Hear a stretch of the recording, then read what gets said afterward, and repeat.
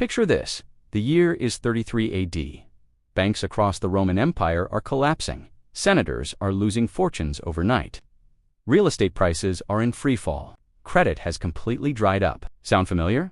It should, because nearly 2,000 years before the 2008 financial crisis, Rome experienced almost the exact same thing.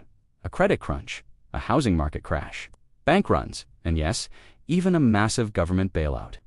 But here's the question nobody asks. Who was actually funding the Roman Empire? Where did all that money come from? Who were the real power players behind Rome's economic machine? Today, we're pulling back the curtain on the financial system that powered the greatest empire in history. And I promise you, some of these players were more powerful than the emperors themselves. When we think about the Roman Empire, we imagine legions marching, gladiators fighting, emperors ruling. But behind all of that spectacle was something far more interesting, a sophisticated financial system that would make modern Wall Street look simple by comparison. The Roman Empire didn't run on military might alone. It ran on credit, loans, taxes, and a network of financiers who controlled more wealth than most kings. These weren't just bankers.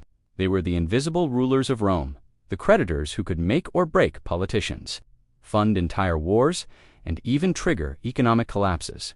So who were they? How did they operate? And why does their story matter today? Let's find out. Let's start with perhaps the most powerful financial group in Roman history, the publicani, or tax farmers. Now, imagine this business model for a second. The Roman government needs to collect taxes from millions of people across hundreds of provinces, but Rome doesn't want to deal with the messy work of actually collecting those taxes. So what do? They auction off the right to collect taxes. Here's how it worked. Wealthy businessmen would bid on tax collection contracts. Let's say a province owed Rome 10 million sesterces in taxes. A group of publicani would bid, say, 8 million sesterces up front. They'd pay Rome immediately, and in return, they got to keep everything they collected above that amount. Sounds like a reasonable risk, right? Wrong. This was one of the most profitable schemes in history. Think about it from their perspective. You've just paid Rome 8 million sesterces for the right to collect 10 million. That's already a 2 million profit guaranteed, right? But here's the genius part. There was no upper limit on what they could collect. If they squeezed 15 million out of the province, they'd keep that extra 5 million for themselves. Rome got their 8 million and asked no questions. This is basically like if today's government let private companies collect your taxes and keep whatever extra they could extract from you. Imagine that for a second. And these weren't small operations. The publicani formed massive companies, what the Romans called suci. These were some of the first corporations in history. They had shareholders, investors, managers in different provinces, and armies of debt collectors working for them. By the time Rome was at its peak, these tax farming companies controlled enormous wealth. They didn't just collect taxes, they also loaned money to the very provinces they were collecting from, charging interest rates of up to 4% per month. That's 48% per year. Today, that would be considered predatory lending. Back then, it was just business. The ancient writer Cicero described them as both essential to the empire and absolutely hated by everyone. Provinces would regularly complain about being overtaxed and squeezed dry. But Rome needed the publicani because they provided something critical: liquidity. They paid the government up front, keeping Rome's treasury full, while taking on the risk and work of collection.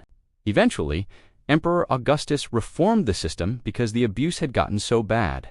But during the Republic and early Empire, the publicani were essentially the Federal Reserve, the IRS, and Goldman Sachs, all rolled into one. And these tax farmers weren't the only ones pulling strings.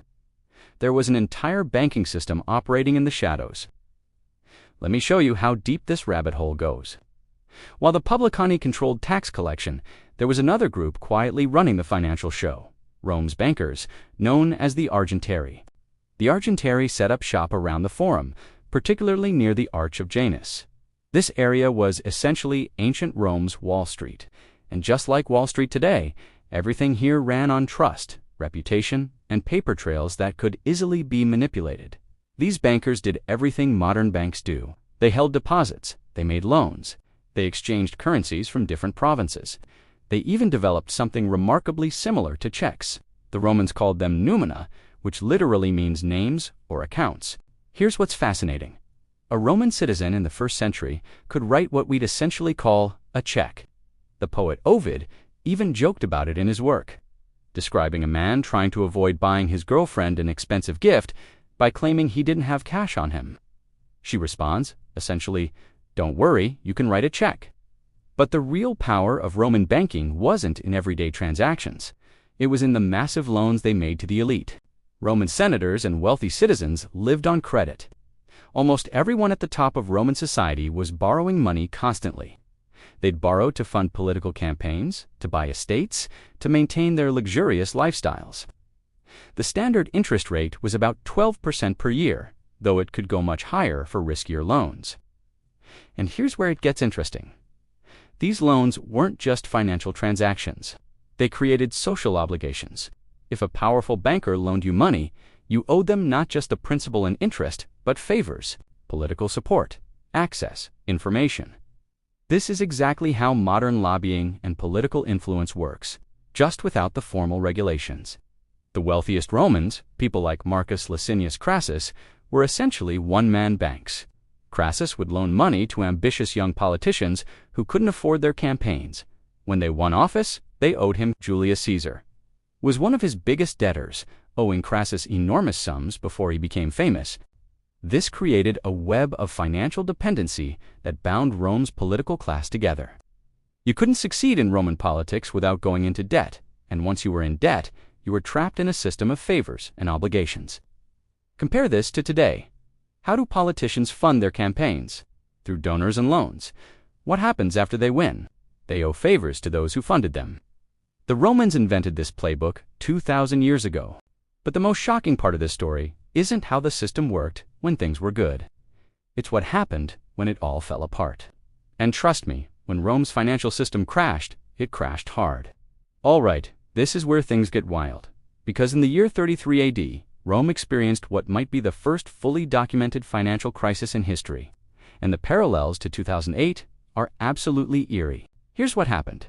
For decades, credit had been flowing freely in Rome.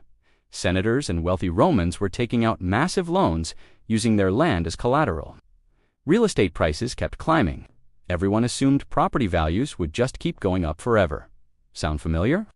But there was an old law on the books, originally passed by Julius Caesar, that required senators to invest 2/3 of their wealth in Italian land. The law had been largely ignored for years. But in 33 AD, for political reasons, someone decided to start enforcing it. Suddenly, every senator in Rome was technically breaking the law, and almost all of them were in violation because they'd been investing elsewhere in the empire, where returns were higher. The Emperor Tiberius gave them 18 months to comply. This is where everything went wrong. To buy land in Italy, senators needed cash. To get cash, they called in their loans. Banks started demanding repayment from their borrowers. But those borrowers had used the money to buy property, and they couldn't sell fast enough, so they started defaulting. As defaults piled up, land prices began to fall. Creditors who had loaned money with property as collateral suddenly realized their collateral was worth less than the loans. They started calling in more loans, trying to get their money back before values dropped further. Then disaster struck. A major banking house called Sooth and Son collapsed after 3 of their merchant ships sank. When they went under, other banks that had lent them money faced losses. Those banks started failing to. A full-scale bank run began. Sound familiar? It should. This is almost exactly what happened with Lehman Brothers in 2008. One big institution falls, panic spreads, credit freezes, and the whole system starts collapsing. The Roman historian Tacitus described the scene. Hence followed a scarcity of money, a great shock being given to all credit, the current coin too, in consequence of the conviction of so many persons and the sale of their property being locked up in the imperial treasury or the public exchange. Translation: credit dried up completely. Banks closed. Real estate prices crashed. Wealthy families lost fortunes overnight. The entire economic system ground to a halt. Here's the thing that really blows my mind. Without modern economics, without any understanding of monetary policy, without even the concept of a central bank, the Romans were experiencing the exact same crisis we went through in 2008. A credit bubble, a real estate crash, a banking panic, the whole package. So what did they do about it? How do you solve a financial crisis when economics as a science won't be invented for another 1,800 years? Enter the world's first government bailout. Now, we get to the most controversial part of the story. Because when Rome's financial system was on the verge of total collapse, Emperor Tiberius did something that would sound very familiar to anyone who lived through 2008. He bailed them out. Tiberius took 100 million sesterces from his personal fortune and made it available as interest-free loans to Roman elites for 3 years. In today's money, that's roughly $2 billion. But here's what's crucial to understand. This wasn't a bailout for ordinary Romans. This wasn't stimulus to help the economy. This was a targeted rescue for the senatorial class, the 1% of Rome. The terms were simple. If you were an elite Roman who needed liquidity, you could get a 3-year interest-free loan from the imperial treasury. The only requirement, you had to put up land as collateral. If you couldn't pay it back, the state would take your property. Does this sound familiar? It should. It's basically what the Federal Reserve did in 2008 with its emergency lending programs. The Fed didn't send checks to every American. They provided liquidity to banks and financial institutions that were too big to fail. And just like in 2008, Tiberius's bailout worked, at least in the short term. Credit started flowing again. The panic subsided, banks reopened, land prices stabilized. The system survived. But also, like 2008, this bailout created a moral hazard. The message was clear. If you're rich and powerful enough, if you're part of the elite class, the government will save you from your bad decisions. If you're not, you're on your own. Tacitus, writing decades later, noted that while credit was restored and the immediate crisis was solved, the underlying problems remained. The wealth gap widened, trust in institutions eroded, and the precedent was set that wealthy creditors would always be protected. Tiberius was praised by some for his decisive action, but others criticized him for using public resources to bail out the same senators and elites who had caused the crisis through their greed and speculation in the first place. Here's what's fascinating. This debate is identical to the debate we had in 2008 and 2009. Should the government bail out banks? Is it fair to rescue the wealthy while ordinary people suffer? Do bailouts prevent future crises, or just encourage more reckless behavior? Rome was asking these exact same questions 2,000 years ago, and they didn't have good answers either. So, what does all of this tell us? Why does it matter that Rome had tax farmers, banks, credit systems, and financial crises?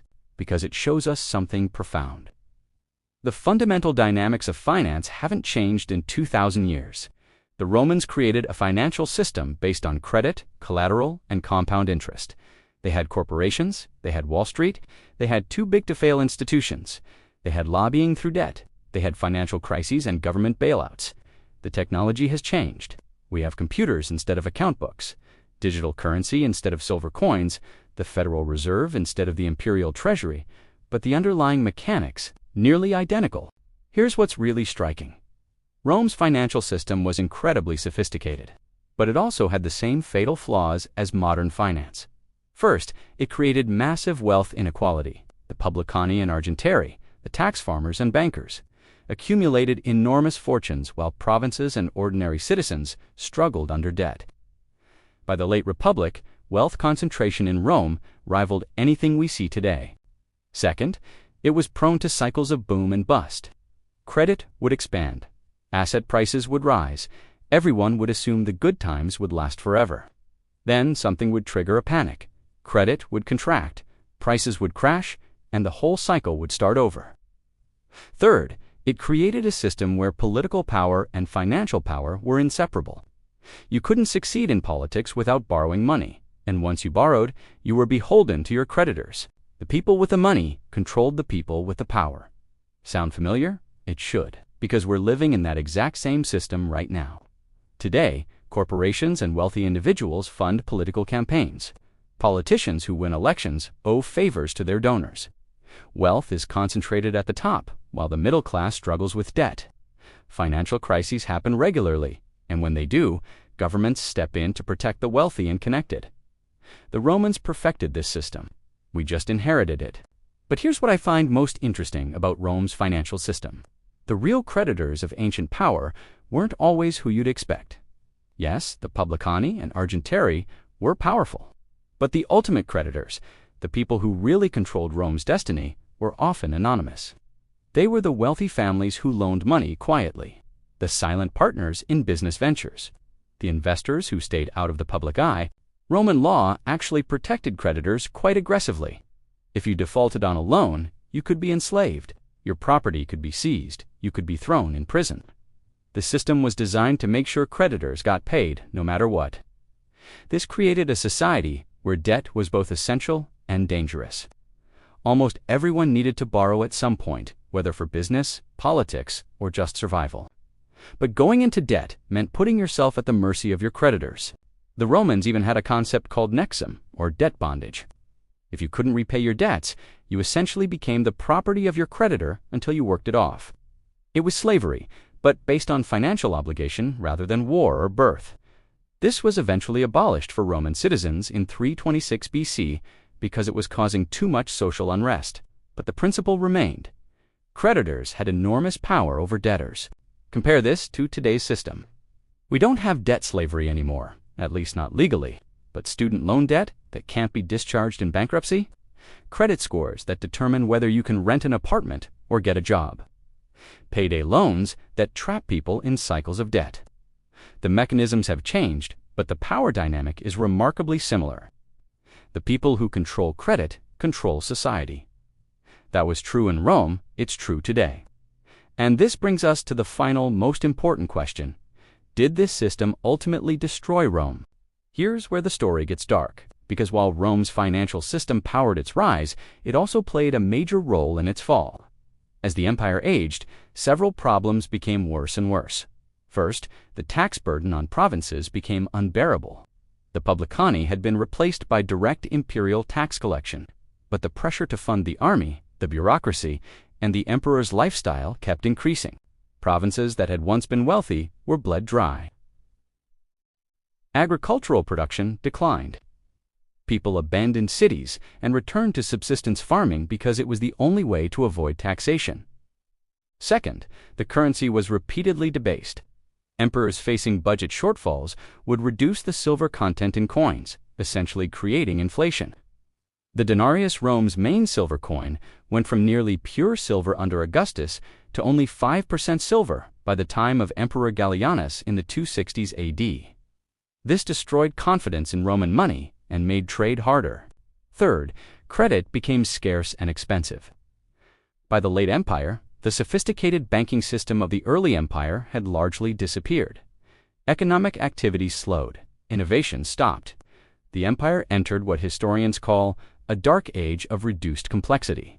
By 301 AD, things had gotten so bad that Emperor Diocletian tried to fix the economy by decree.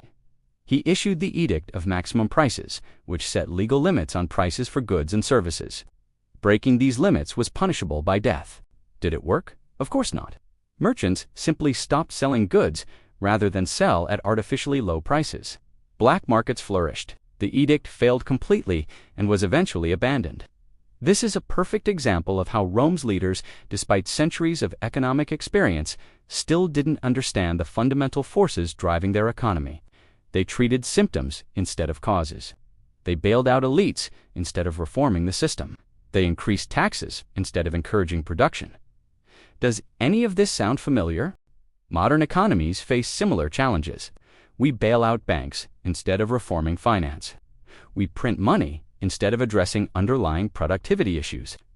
We increase the tax burden on the middle class while the wealthy find loopholes. We treat symptoms instead of causes. So here's what we've learned.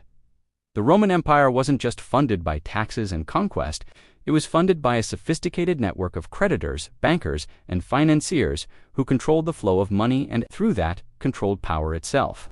The publicani, the tax farming corporations, were some of the most profitable businesses in history. They collected taxes for the state, but enriched themselves in the process, creating massive wealth while squeezing provinces dry. The argentieri, Rome's bankers, created a credit system that enabled Rome's expansion but also created cycles of boom and bust. They loaned money to politicians and elites, creating webs of obligation and influence that persist in different forms today. When the system failed, as it did spectacularly in 33 AD, the government stepped in to protect the wealthy and connected. The crisis was solved, but the underlying problems remained. and those problems eventually contributed to Rome's decline and fall. But here's the most important lesson. We haven't learned anything. 2,000 years later, we're still using the same basic system: credit and debt, tax collection by powerful entities, banks that are too big to fail, politicians controlled by their donors, financial crises followed by bailouts for the wealthy, increasing inequality, currency debasement through inflation. The Romans invented modern finance. They pioneered the credit system, the banking industry, the corporation, the government bailout. And they showed us exactly where this system leads: to concentration of wealth, political corruption, financial instability, and eventually, collapse. The question is, are we going to learn from their mistakes, or are we going to repeat them? Because right now, looking at our world in 2025, we're following Rome's playbook almost perfectly. We have tax farming through government contractors, we have banks that control credit, and through that, control power. We have politicians beholden to their creditors. We have financial crises that get solved with bailouts for the elite. The creditors of ancient power weren't soldiers or emperors. They were the people controlling the money. And today, 2,000 years later, the same is true. The real question is, who are the creditors of modern power? Who's funding our empire? And what happens when the bill comes due? If this video opened your eyes to the financial forces that shaped Rome and continue to shape our world today, hit that like button and subscribe. Next time, we're going even deeper into the financial systems of ancient empires. And trust me, what you'll learn will completely change how you see the modern economy. Thanks for watching. And remember, history doesn't repeat itself, but it sure does rhyme.